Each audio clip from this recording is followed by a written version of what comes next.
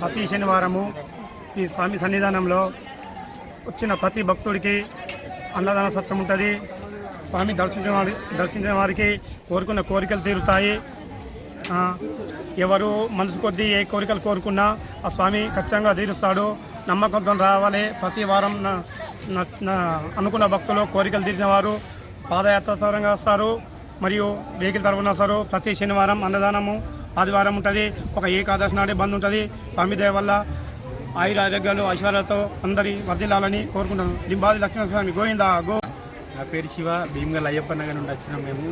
నేను ఫారెన్లో ఉంటాను. ప్రతి సంవత్సరం వచ్చినప్పుడల్లా స్వామివారిని దర్శనం చేసుకుంటాము. ఎన్నో కోరికలు ఇప్పటివరకు నెరవేరినాయి.